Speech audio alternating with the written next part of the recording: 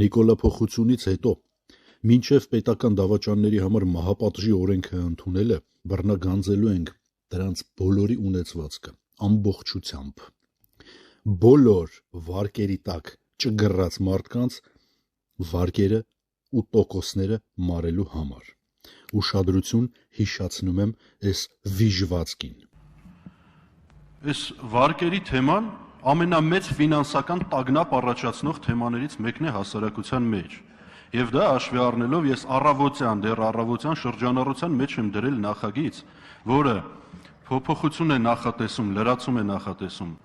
Սա լրջագույն խնդիր է, որը պիտի քննարկվի։ Ես առաջարկում եմ, որպեսզի կառավարությունը այս նախագիծը միջև շրջանառության մեջ մտնի, միջև ընթացակարգերով անցնի, բանանի մի որոշում արձակեք, որպեսզի մարդիկ իմանան, եթե նրանք չեն կարողանալու սպասարկել իրենց վարկերը եւ այո որոնեք սոցիալապես խոցելիներին, որոնեք 800,000-ի պաշտոնական թվով մոտավորապես հասնող աղքատների թիվ ունենք, դրանց մեջից անեք վարկառուներին 550,000 սպառողական վարկ ունենք, վարկ վերցրած մարդկանց ունենք, պետք է որոնել, փնտրել, գտնել լուծումներ, օրենքի ուժով ստեղծել հնարավորություն, որպեսզի այդ արձակուրդը, ընդ որում քննարկենք տոկոսների սառեցում լինի, չեզոքացում լինի, թե ինչ լինի, պատասխանեն արձագանքեմ, շարունակեմ։ Արդյոք պատասխանի Վարչապետ Նիկոլ Փաշինյանը Ես ուղիղ ասեմ դեմ եմ նման որոշումներին շատ բարձ պատճառով։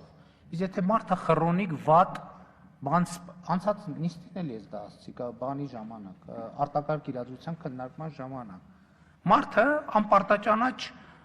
պարտնյոր է 6 ամիս, 7 ամիս ու խրոնիկ բաներ չի վճարում, վարկերի իր պարտավորությունները չի կատարում, մի հատ էլ արձակուրդ ենք տալիս, ասում ենք լավ, 2 ամիս է մի կատարի։ Այդ ոնց եք տենց է, այդ շատ հեշտ է, եկեք ազատենք, հարկերից ազատենք, վարկերից ազատենք, սնունդ բաժանենք, կոմունալ վարձերը չվերցնենք։ Այդ լուրջ եք ասում, հո տենց ասելով չի կներեք։